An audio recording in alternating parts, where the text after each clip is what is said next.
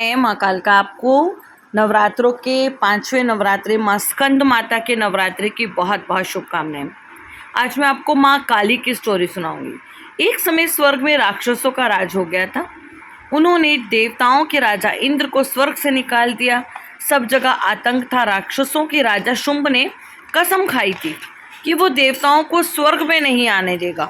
जब देवताओं और राक्षसों के बीच में युद्ध समाप्त हुआ तो कुछ राक्षसों ने देखा कि देवता लोग एक पहाड़ की ओर भागे जा रहे हैं। चंड और मुंड नाम के राक्षसों ने सोचा देवता लोग कहीं छिपने जा रहे हैं। उन्होंने हिमावत पर्वत तक देवताओं का पीछा किया।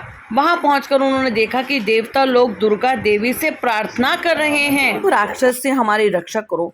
माँ ने भी उन्हें वचन दिया कि मैं तुम्हारी रक्षा करूंगी। देवी का अद्भुत रूप देखकर चंडमुंड बड़े हैरान हो गए। वो तुरंत अपने मालिक शुंभ के पास गए। शुंभ से उन्होंने देवी की सुंदरता का वर्णन किया। ये भी बताया कि देवता लोग उससे प्रार्थना कर रहे हैं। शुंभ ने कहा यदि वो इतनी सुंदर है तो उसको लेकर आओ, मैं उससे विवाह करूंगा। अपने राजा की आज्ञा पाकर चंड और मुंड फिर से हिमावत पर्वत की उसी जगह पर गए जहां उन्होंने देवी को देखा था। देवी को देखते ही चंड चिल्लाकर बोला, हे सुंदर नारी, तीनों लोगों के स्वामी राजा शुंभ तुमसे विवाह करना चाहते हैं, हम तुम्हें लेने आए हैं। देवी ने उत्तर दिया, अगर वो मुझसे विवाह करना चाहते हैं तो मुझे युद्ध में हराए। मैंने प्रतिज्ञा की है कि जो मुझे युद्ध में हरा देगा मैं उसी के साथ विवाह करूंगी। चंडमुंड ने उत्तर सुनकर सब बातें शुंभ को बताई। शुंभ देवी की शर्त सुनकर बहुत क्रोधित हो गया। उसने अपने विश्वासपात धूम्रलोचन को कहा, तुरंत जाके देवी को पकड़ करके लाओ। धूम्रलोचन अपनी सेना लेकर देवी से लड़ने चला गया। जैसे उसने देवी को पकड़ना चाहा, देवी ने एक फूंक मारी और धूम्रविलोचन जो है राख बन गया। दैत्यों की सेना अपने ही सामने अपने सेनापति को मरते देखकर हैरान हो गई। एक दैत्य ने कहा, देवी को चारों ओर से घेर लो, आक्रमण करो। अंबिका शेर पर सवार हो गई। राक्षसों को देखकर उन्होंने फूंक मारी तो काली देवी प्रकट हो गई, जो हिंदू धर्म के अनुसार सबसे विकराल और शक्तिशाली है।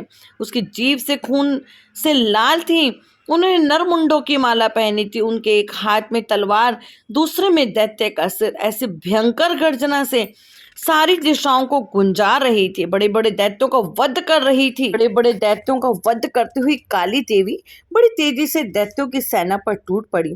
ये देखकर चंडी काली की और दौड़ा और मुंड को और चंड को उसने कहा, मैं तुम्हें अपने हाथों से मार डालूंगी।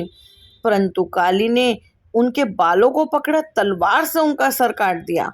इसी प्रकार सभी दैत्यों को मारना शुरू किया तो डर के मारे कुछ दैत्य भाग गए। मुंड भी चंड की भांति काली के द्वारा मारा गया, क्योंकि वो काली को मारने दौड़ा था। अंबिका देवी ने प्रसन्न होकर माँ काली से कहा, तुमने चंड और मुंड को मारा है, आज से तुम्हारा दूसरा नाम चामुंडी देवी होगा। शुंभ के पास जैसे ही चंड और मुंड की मृत्यु का समाचार आया, वो लड़ने के लिए मैदान में दैत्यों का बदला लेने के लिए आ गया। स्वर्ग के देवता जो ये दृश्य देख रहे थे, उन्होंने शक्तिशाली देवियों को भेजना शुरू कर दिया। ब्रह्मा ने ब्रह्मानी जो हंसों के विमान पर बैठी थी, विष्णु भगवान ने वैष्णवी को प्रकट किया। वो अपने वाहन बड़े से गरुड़ पर सवार होकर आई। भगवान महेश ने अपनी शक्ति महेश्वरी को भेजा, वो बैल पर बैठ कर गई। इस प्रकार सारी देवियों ने बहुत क्रोध से भरकर दानवों को मारना शुरू कर दिया। काली ने स्वर्ग से कुछ पवित्र जल दानवों के ऊपर डाला, जिससे वह शक्तिहीन हो गए। एक राक्षस का नाम रक्त बीज था, उसको भी एक देवी ने मारा। जैसे ही उसका रक्त जमीन पर गिरा, उसके सामने सैकड़ों राक्षस पैदा हो गए। उनको मारा तो रक्त से और राक्षस पैदा हो गए। यही सब चल रहा था तो माँ काली से सबने प्रार्थना की कि आप ही हमारी सहायता करें, रक्त बीज की खून की एक बूंद जमीन पर गिरने न पाए। काली माँ ने उन्हें आश्वासन दिया और राक्षस पैदा नहीं होंगे ऐसा वचन दिया। रक्त बीज के शरीर से जैसे ही रक्त गिरता, माँ काली उसे पी जाती। दैत्यों का उत्पन्न होना ही बंद हो गया। देवी ने सारे राक्षसों को मार डाला।